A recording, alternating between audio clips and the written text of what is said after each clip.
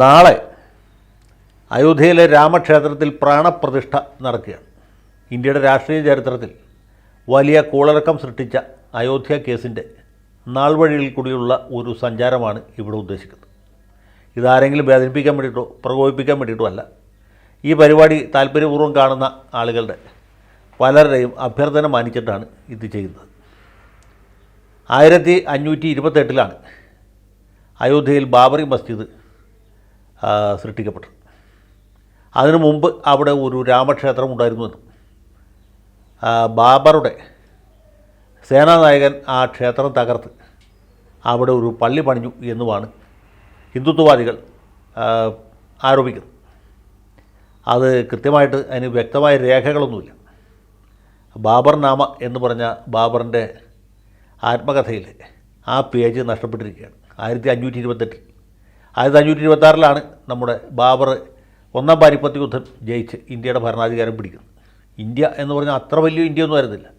ഡൽഹിയും പരിസര പ്രദേശങ്ങളും ഒക്കെ അദ്ദേഹത്തിൻ്റെ കീഴിലായിരുന്നു. അതിനുശേഷം അദ്ദേഹം 2-3 യുദ്ധങ്ങളും കൂടി ചെയ്യുന്നുണ്ട്. 1530 അദ്ദേഹം കാലഗതി പ്രാപിച്ചു. അപ്പോൾ ഈ ചെറിയ കാലയളവിൻ്റെ ഇടയിൽ ഇവിടെ ഇങ്ങനെ ഒരു മസ്ജിദ് നിർമ്മിച്ചു എന്നുള്ളത് സത്യമാണ്. അവിടെ ആരാധനയും നടന്നിരിക്കണം, നമുക്കറിയില്ല. വളരെ കാലത്തേക്ക് ഇതൊരു തർക്ക വിഷയമായിരുന്നില്ല. പക്ഷേ 1717 മറ്റുമൊക്കെയുള്ള ചില ജസ്യൂട്ട് പാതിരിമാരുടെ രേഖകളിൽ ഒരു ക്ഷേത്രം തകർത്തതിൻ്റെ പുറത്താണ് ഇങ്ങനൊരു പള്ളി പണിഞ്ഞിട്ടുള്ളത് എന്ന രീതിയിൽ ചില പരാമർശങ്ങളുണ്ട്. അതും പള്ളി പണിഞ്ഞ് 2 നൂറ്റാണ്ടിന് ശേഷമാണ് എന്നുള്ളത് ഓർക്കണം. അപ്പോൾ ഏതായാലും അതങ്ങനെ കിടക്കുന്നു. 1853 മറ്റുമൊക്കെയാണ് അവിടെ ഹിന്ദു മുസ്ലിം സംഘർഷം ഉണ്ടാകും. 1858 ബ്രിട്ടീഷ് സർക്കാർ അവിടെ ഹിന്ദുക്കൾ ആരാധന നടത്തുന്നത് പൂർണ്ണമായിട്ടും വിലക്കി. അങ്ങനെ അത് ഒരു തർക്ക വിഷയമായിട്ട് അന്ന് മുതൽ നിലനിന്നു. അത് പിന്നെയും അങ്ങനെ വളരെ കാലം മുന്നോട്ട് പോയി. ഇന്ത്യക്ക് സ്വാതന്ത്ര്യം കിട്ടി 1947 ആഗസ്റ്റ് 15 ബ്രിട്ടീഷുകാരുടെ ഭരണം അവസാനിച്ചു. അപ്പോൾ ഈ വിഭാഗത്തിൽപ്പെട്ട ആ സമയത്ത് തന്നെയാണ് 47 തന്നെ ഇന്ത്യൻ യൂണിയനിൽ ലയിക്കാൻ കൂട്ടാക്കാതെ നിന്ന ജൂനഗഡ് എന്ന് പറഞ്ഞ ഒരു നാട്ടുരാജ്യം ഇന്ത്യ പട്ടാളത്തെ അയച്ച് കീഴ്പ്പെടുത്തുകയും അവിടുത്തെ നവാബ് ജീവനും കൊണ്ട് പാകിസ്ഥാനിലേക്ക് പോയിച്ചു. അന്ന് അവിടെ തകർന്ന നിലയിൽ കടപ്പെട്ട സോമനാഥിലെ ക്ഷേത്രം, അത് ഗസ്നിയിലെ മഹ്മൂദിൻ്റെ കാലത്ത് ആദ്യം തകർക്കപ്പെട്ടു. പിന്നീട് അലാവുദ്ദീൻ ഖിൽജിയുടെ സമയത്ത് രണ്ടാമത് തകർക്കപ്പെട്ടു. ഔറംഗസീബിൻ്റെ സമയത്ത് മൂന്നാമത് തകർക്കപ്പെട്ടതാണ്. അങ്ങനെ 3 തവണ തകർക്കപ്പെട്ട് പിന്നീട് പുനരുദ്ധാരണം നടത്താതെ കിടന്നിരുന്ന ആ ക്ഷേത്രം സർദാർ പട്ടേൽ മുൻകൈയെടുത്ത് പുനരുദ്ധരിക്കാൻ തീരുമാനിച്ചു. അത് പുനഃപ്രതിഷ്ഠ നടത്തി. അതിന് പുനഃപ്രതിഷ്ഠയ്ക്ക് മുമ്പായിട്ട് പട്ടേൽ മരിച്ചുപോയി. പിന്നീട് ഡോക്ടർ രാജേന്ദ്ര പ്രസാദ് ഇന്ത്യയുടെ രാഷ്ട്രപതി പോയിട്ടാണ് അതിൻ്റെ ഉദ്ഘാടന കർമ്മം നിർവഹിച്ചത്.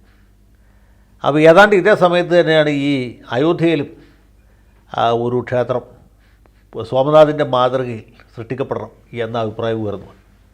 അങ്ങനെയാണ് 1949 ഡിസംബർ 22-നും 23-നും ഇടയ്ക്കുള്ള രാത്രിയിൽ രാം ലല്ലയുടെ വിഗ്രഹം ഈ പള്ളിക്കകത്ത് കൊണ്ടുവന്ന് സ്ഥാപിച്ചത്. അതിൽ ആ ഒരു സംശയമില്ല, ആ ദിവസം തന്നെയാണ്. അതിന് ചരിത്ര രേഖയുണ്ട്.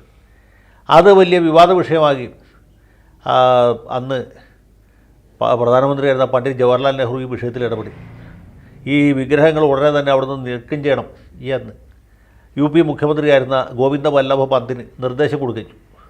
പക്ഷേ വല്ലഭ പന്ത് ഈ കാര്യത്തിലൊക്കെ കുറച്ച് അമാന്തക്കാരനായിരുന്നു. മാത്രമല്ല, ഈ വിഗ്രഹം അവിടെ നിന്ന് എടുത്ത് മാറ്റിയാൽ ഉണ്ടാകുന്ന റെസ്പോൺസ് എന്തായിരിക്കും എന്നുള്ളതിനെക്കുറിച്ച് അദ്ദേഹത്തിന് തീർച്ചയായിട്ടും ഉത്കണ്ഠയുണ്ട്.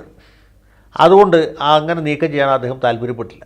എന്ന് മാത്രമല്ല, അയോധ്യ ഉൾപ്പെടുന്ന ഫൈസാബാദ് ജില്ലയുടെ ജില്ലാ മജിസ്ട്രേറ്റായിരുന്ന മലയാളിയായ KK നായർ അവിടെ പ്രാർത്ഥനയ്ക്ക് ഹിന്ദുക്കൾക്ക് ആരാധനയ്ക്ക് അവസരം കൊടുക്കുകയും ഒക്കെ ചെയ്തു.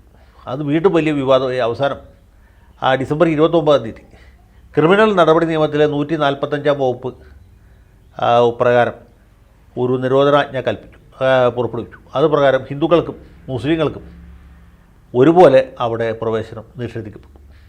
ഇതാണ് അന്നത്തെ ഒരു ചരിത്രം. പിന്നീട് അത് വലിയ ഒരു തർക്ക വിഷയമോ അല്ലെങ്കിൽ വിവാദ വിഷയമോ കലാപ വിഷയമോ ഒന്നും ആയിരുന്നില്ല. 1961 മുതൽക്ക് ഈ ഹിന്ദു വിഭാഗവും മുസ്ലിം വിഭാഗവും തമ്മിൽ സിവിൽ കേസുകൾ ഉണ്ടായിരുന്നു. നമ്മുടെ നാട്ടിൽ സിവിൽ കേസ് കൊടുക്കുന്നവൻ്റെ അവസ്ഥ അറിയാലോ. ആ കേസ് കൊടുത്തവനും അവൻ്റെ മകനും മകൻ്റെ മകനും മരിച്ചാലും കേസ് ഒരു കടവിലും എത്തുകയില്ല. ഇപ്പോൾ കുറച്ചൊക്കെ വ്യത്യാസമുണ്ട്. പണ്ട് ഒരിക്കലും ഒരു കാലത്തും ഒരു കേസും തീരുകയില്ല എന്ന രീതിയിലാണ് കാര്യങ്ങൾ പോയിക്കൊണ്ടിരുന്നത്. അതും സിവിൽ വ്യവഹാരമാണ്. അതങ്ങനെ കോടതിയിൽ കയറി ഇറങ്ങി കേസ് നടത്തുന്നവരുടെ ചെരുപ്പ് തേഞ്ഞ് പോയതല്ലാതെ അതിൽ വലിയ പുരോഗതിയൊന്നും ഉണ്ടായില്ല. അങ്ങനെ ഈ നെഹ്റുവിൻ്റെ കാലം കഴിഞ്ഞു, ശാസ്ത്രി വന്നു, അത് കഴിഞ്ഞ് ഇന്ദിരാഗാന്ധി വന്നു.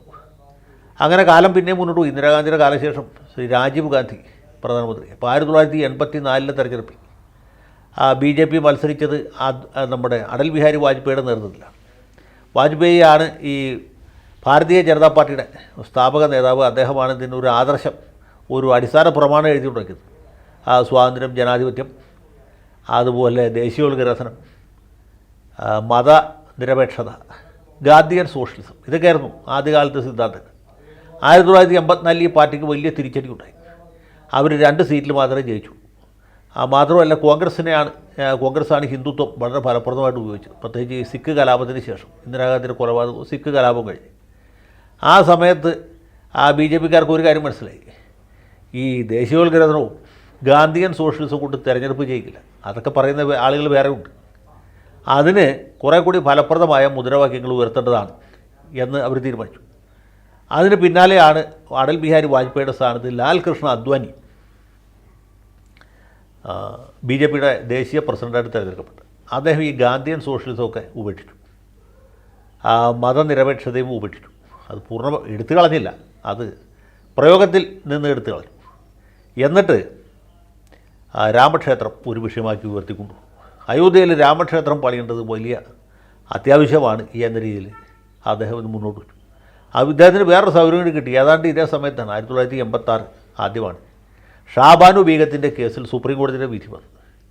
വിവാഹമോചിതയായ ഒരു സ്ത്രീക്ക് ഭർത്താവ്, അതായത് മുൻ ഭർത്താവ്, പുനർവിവാഹം വരെ ജീവനാംശം കൊടുക്കണം എന്ന് കോടതി, ഇൻഡോറിലെ ഒരു മജിസ്ട്രേറ്റ് കോടതി വിധിച്ചു. അതിൻ്റെ പുറത്ത് ജില്ലാ കോടതി അപ്പീൽ തള്ളി, ഹൈക്കോടതി തള്ളി.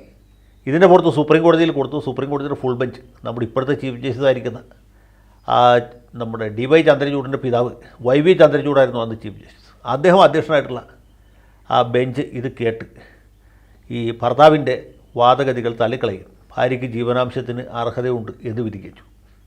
അപ്പോൾ ഇതേ തുടർന്ന് കുറേ സമുദായ സംരക്ഷകർ രംഗത്ത് വന്നു. ഈ ഇസ്ലാമിക ശരീഅത്ത് എന്ന് പറഞ്ഞാൽ ഒരിക്കലും ഒരു കാരണവശാലും മാറ്റാൻ പറ്റാത്തതാണ്. 10,000 കൊല്ലം കഴിഞ്ഞാലും ഇതിങ്ങനെ തന്നെ നിലനിൽക്കണം എന്നൊക്കെ ആരും ആവശ്യപ്പെട്ടു. അതേ തുടർന്ന് നമ്മുടെ രാജീവ് ഗാന്ധി ഇവരുടെ സമ്മർദ്ദത്തിന് വഴിപ്പെട്ടു. അദ്ദേഹം ഒരു പുതിയ നിയമനിർമ്മാണം കൊണ്ടുവന്നു. അതായത് വിവാഹമോചിതരാകുന്ന മുസ്ലിം സ്ത്രീകളുടെ സംരക്ഷണത്തിന് വേണ്ടിയുള്ള നിയമം എന്നായിരുന്നു ആ നിയമത്തിൻ്റെ പേര്. ഇത് രാജ്യത്ത് വലിയ കൂളലൊക്കെ സൃഷ്ടിച്ചു. അതിനെതിരായിട്ട് ഇടതുപക്ഷ പാർട്ടികൾ, പ്രത്യേകിച്ച് communist party of India Marxist, അതിൻ്റെ പരമോന്നത നേതാവായിരുന്ന EMS നമ്പൂതിരിപ്പാട് വളരെ ശക്തമായ നിലപാട് സ്വീകരിച്ചു. ശരീഅത്ത് അടക്കം കാലോചിതമായിട്ട് മാറ്റണം എന്ന് അദ്ദേഹം പറഞ്ഞു.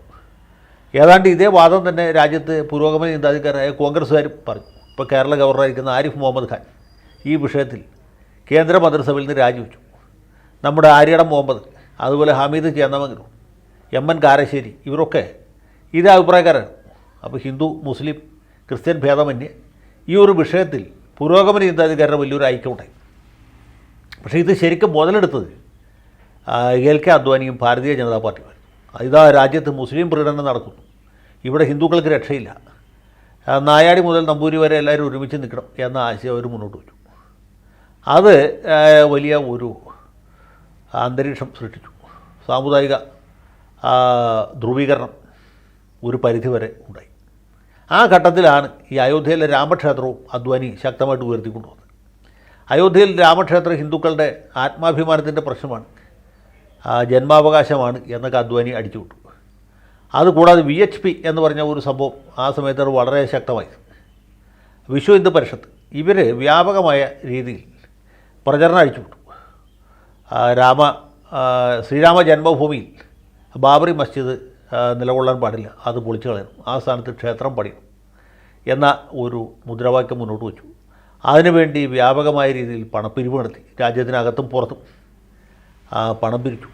എന്ന് മാത്രമല്ല, ഗ്രാമാന്തരങ്ങളിൽ നിന്ന് ഈ ശ്രീരാമജയം എന്ന് രേഖപ്പെടുത്തിയ ഇഷ്ടികകൾ കൊണ്ടുവരാൻ തുടങ്ങി. അപ്പോൾ ഇത് രാമശിലാപൂജ ഓരോ ഗ്രാമത്തിലും നടന്നു. രാമശിലാപൂജയുമായി ബന്ധപ്പെട്ട് പല സ്ഥലത്തും സാമുദായിക സംഘർഷമുണ്ട്. സംഘടനകളുണ്ടായി, കൂട്ടക്കൊലകൾ അരങ്ങേറി. ഏറ്റവും ഭയങ്കരമായ ഈ സംഘടനകളുണ്ടായത് ബീഹാറിലെ ഭാഗൽപൂർ എന്ന പട്ടണത്തിൽ. വലിയ ചരിത്രമാണ്, ഞാനിപ്പോൾ അതിൻ്റെ വിശദാംശങ്ങളിലേക്ക് പോകുന്നില്ല. അവിടെ മാത്രം ഏതാണ്ട് 1000-ലധികം ആളുകൾ കൊല്ലപ്പെട്ടു എന്നുള്ളതാണ് കണക്ക്. അങ്ങനെ രാജ്യത്ത് ചോരപ്പുഴ വലിയ പ്രശ്നങ്ങളായി. ഇത് പരിഹരിക്കുന്നതിൽ രാജീവ് ഗാന്ധി ഏറെക്കുറെ പൂർണ്ണമായിട്ട് പരാജയപ്പെട്ടു. ഒന്നാമത് അദ്ദേഹത്തിന് ഈ ഭരണകാര്യങ്ങളിൽ വലിയ ധാരണയുണ്ടായിരുന്നില്ല, രാഷ്ട്രീയത്തിൽ വന്നിട്ട് അധികം നാളായിട്ടില്ല. രണ്ടാമത് ഇദ്ദേഹത്തിൻ്റെ ശുദ്ധഗതി മുതലെടുത്ത് പല ആൾക്കാരും പുള്ളിയെ ഭയങ്കരമായിട്ട് കുഴപ്പത്തിൽ കൊണ്ടുപോയി ചാടിച്ചു. അദ്ദേഹത്തിൻ്റെ ഉപദേശകർ അദ്ദേഹത്തോളം തന്നെയും രാഷ്ട്രീയ പരിചയം ഇല്ലാത്തവരാണ്. ഇവയെല്ലാം കൂടി ചേർന്ന് സംഗതി മൊത്തം ഹലാക്കിൻ്റെ അവലും കഞ്ഞി എന്ന് പറഞ്ഞ അവസ്ഥയിലായി.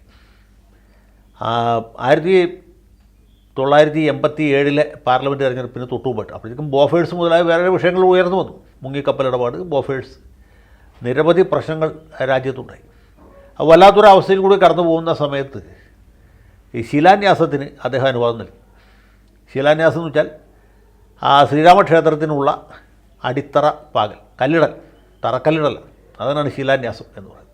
അപ്പോൾ ഈ ശിലാന്യാസം നടക്കുന്നത് തർക്കഭൂമിക്ക് പുറത്താണ് എന്നാണ് കോൺഗ്രസ്സുകാർ. ഇബ്രാഹിം സുലൈമാൻ സേട്ടു അടക്കമുള്ള ഇവിടുത്തെ മുസ്ലിം ലീഗുകാരടക്കം അവിടെ പോയി പരിശോധിച്ചിട്ട് പറഞ്ഞു ഇത് ഈ പള്ളിയുടെ വസ്തുവിന് പുറത്താണ്, തർക്കഭൂമിക്ക് പുറത്താണ് എന്ന് പറഞ്ഞു. സത്യത്തിൽ ഈ ശിലാന്യാസം നടത്തിയത് തർക്കഭൂമിക്ക് അകത്ത് തന്നെയായിരുന്നു. തൽക്കാലത്തേക്ക് ആളുകളെ പറ്റിക്കാൻ വേണ്ടിയിട്ടും വോട്ട് കിട്ടാൻ വേണ്ടിയിട്ടും ഇവരിങ്ങനൊരു പച്ചക്കള്ളം പറയുകയാണ് ഉണ്ടായത്. പക്ഷേ അതിൻ്റെ പ്രത്യാഘാതം ഉണ്ടായത് പിന്നീടാണ്. ആ തെരഞ്ഞെടുപ്പിൽ രാജീവ് ഗാന്ധി നയിക്കുന്ന ഇന്ത്യൻ നാഷണൽ കോൺഗ്രസ് പാർട്ടിക്ക് കേവല ഭൂരിപക്ഷം നഷ്ടപ്പെട്ടു. VP സിംഗ് ഇന്ത്യയുടെ പ്രധാനമന്ത്രി. ഈ അയോധ്യയിലെ ബാബറി മസ്ജിദ് തകർക്കുന്നതിനോ അല്ലെങ്കിൽ ക്ഷേത്രം പണിയുന്നതിനോ സിംഗ് തീരെയും തൽപരനായിരുന്നില്ല. അദ്ദേഹത്തിൻ്റെ പിന്തുണ ആ കാര്യത്തിലുണ്ടായിരുന്നില്ല. അതേസമയത്ത് BJPയുടെ പിന്തുണ കൊണ്ടാണ് VP സിംഗിൻ്റെ മന്ത്രിസഭ നിലനിൽക്കുന്നത്. അവർ പിന്തുണ പിൻവലിച്ചാൽ മന്ത്രിസഭ വീഴും. ഈ ഘട്ടത്തിലാണ് മണ്ഡൽ കമ്മീഷൻ റിപ്പോർട്ട് നടപ്പാക്കാൻ തീരുമാനിക്കുന്നത്. മണ്ഡൽ കമ്മീഷൻ റിപ്പോർട്ട് നടപ്പാക്കുക എന്നുള്ളത് VP സിംഗിനെ അനുകൂലിക്കുന്ന ഈ സോഷ്യലിസ്റ്റ് ഗ്രൂപ്പുകളുടെയൊക്കെ ചിരകാല അഭിലാഷമാണ്. കാരണം അവർ പിന്നോക്ക സമുദായക്കാരുടെ വോട്ട് ബേസ് ഉള്ളവരാണ്. യാദവന്മാർ, കുർമികൾ, മറ്റ് പിന്നോക്ക സമുദായക്കാർ, ഇവരുടെ വോട്ടുമലാണ് ഈ അന്ന് ജനതാദൾ എന്ന പേരിൽ അറിയപ്പെട്ടിരുന്ന പല സോഷ്യലിസ്റ്റ് ഗ്രൂപ്പുകളും നിലനിർത്തുന്നത്. അപ്പോൾ ആ വിഭാഗത്തെ പ്രീതിപ്പെടുത്താനും പ്രീണിപ്പിക്കാനും വേണ്ടിയിട്ടാണ് മണ്ഡൽ കമ്മീഷൻ റിപ്പോർട്ട് നടപ്പാക്കാം എന്ന ആശയം മുന്നോട്ട് വെച്ചത്.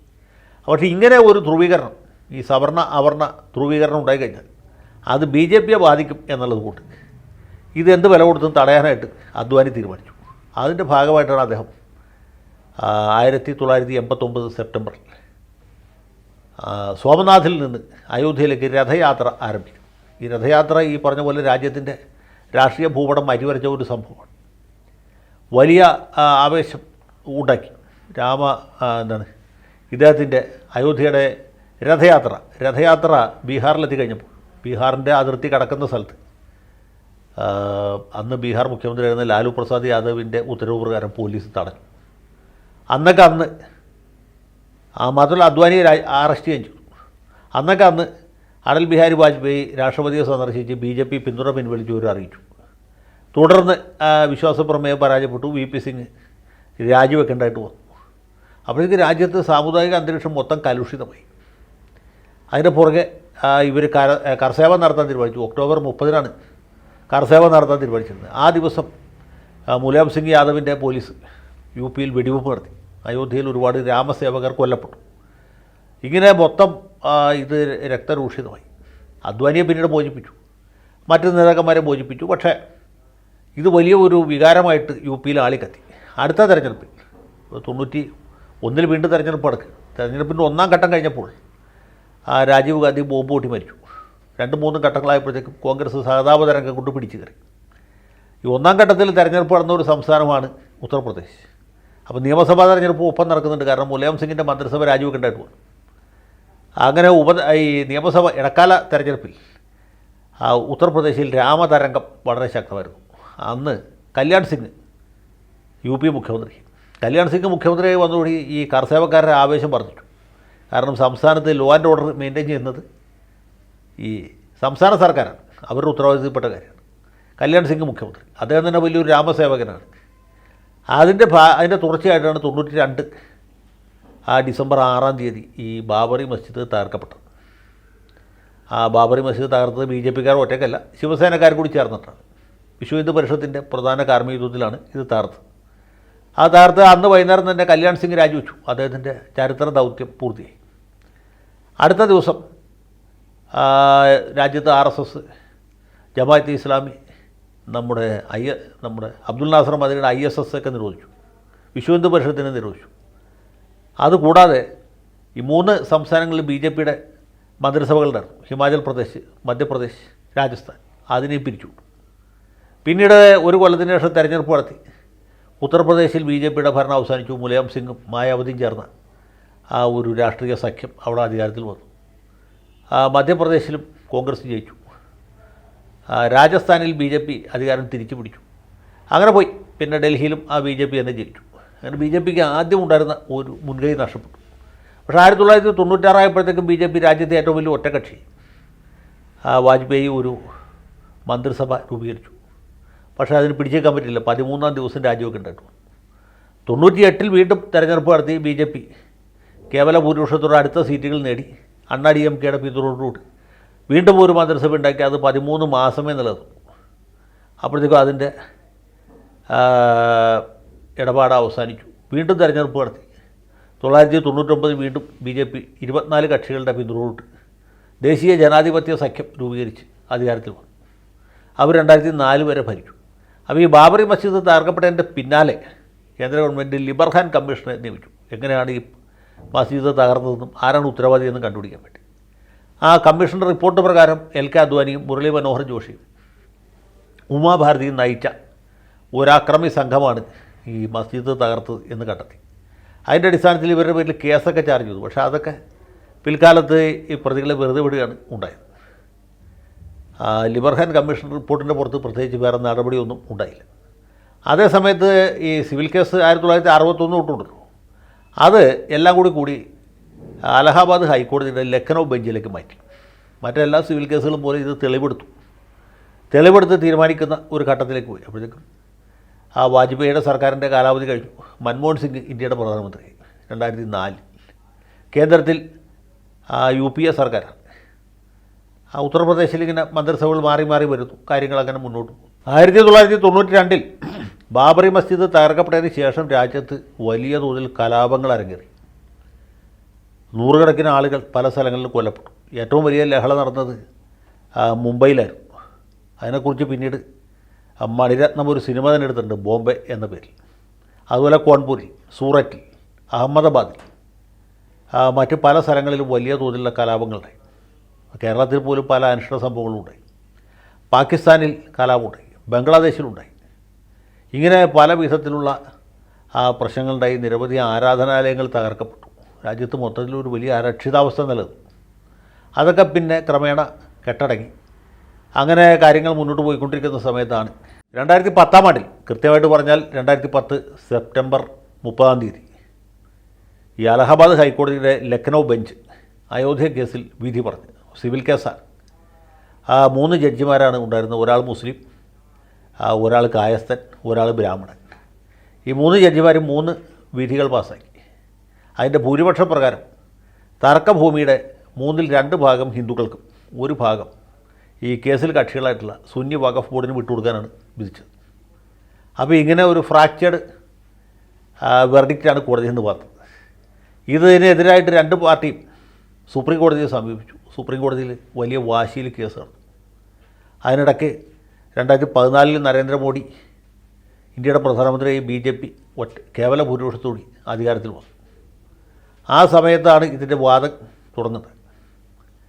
സുപ്രീം കോടതിയിൽ വാദം നടക്കുമ്പോൾ സത്യത്തിൽ ഇവർക്ക് പറ്റിയ ഒരു വലിയ അപകടം എന്ന് പറയുന്നത് 2018-ാം ആണ്ടിൽ ഈ കേസ് അന്ന് ചീഫ് ജസ്റ്റിസ് ആയിരുന്ന ദീപക് മിശ്രയുടെ ബെഞ്ചിൽ പരിഗണനയ്ക്ക് വന്നു. ദീപക് മിശ്ര BJPയോട് ചായവുള്ള ആളാണ് എന്നൊരു ആരോപണം അന്ന് നിലവിലുണ്ട്. ആ സന്ദർഭത്തിൽ അന്ന് ഈ മുസ്ലിം വിഭാഗക്കാരുടെ അഭിഭാഷകനായിരുന്ന കപിൽ സിബൽ, അദ്ദേഹത്തിന് പറ്റിയൊരു വലിയ അബദ്ധമാണ്. അദ്ദേഹം പറഞ്ഞു ഈ കേസ് സുപ്രീം കോടതിയുടെ ഭരണഘടനാ ബെഞ്ചിലേക്ക് വിടണം. അപ്പോൾ ഇത് സിവിൽ കേസാണ്. 3 ജഡ്ജിമാരടങ്ങുന്ന ബെഞ്ച്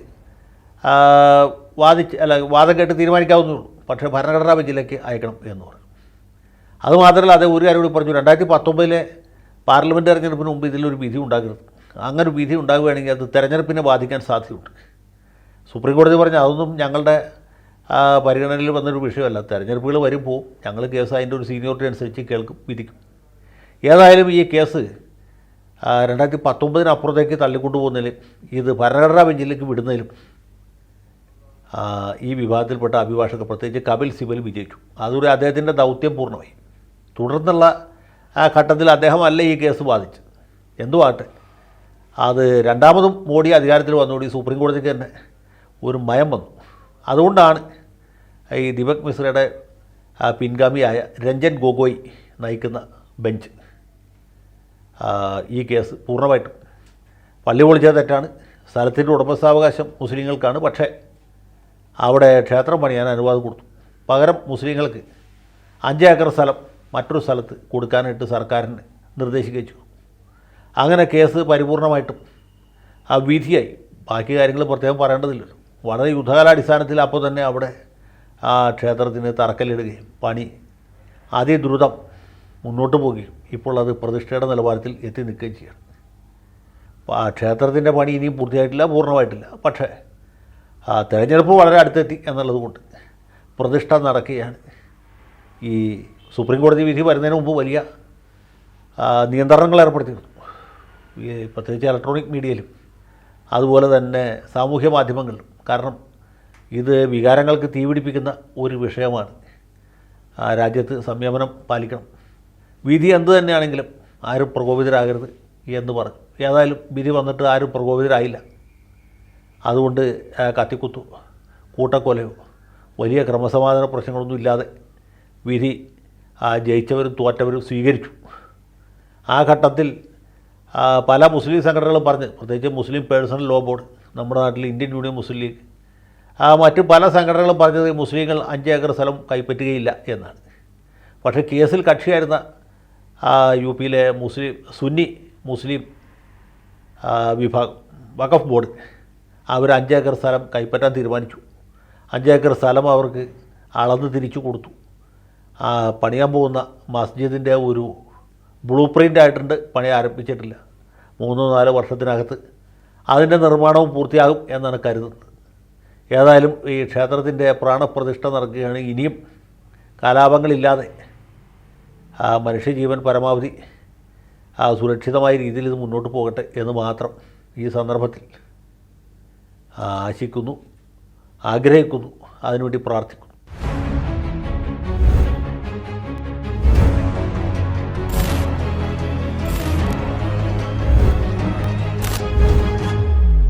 കൂടുതൽ വാർത്തകളും വിശേഷങ്ങളും നിങ്ങളിലേക്ക് എത്താൻ ABC മലയാളം സബ്സ്ക്രൈബ് ചെയ്യുക, ബെൽ ബട്ടണും അമർത്തുക.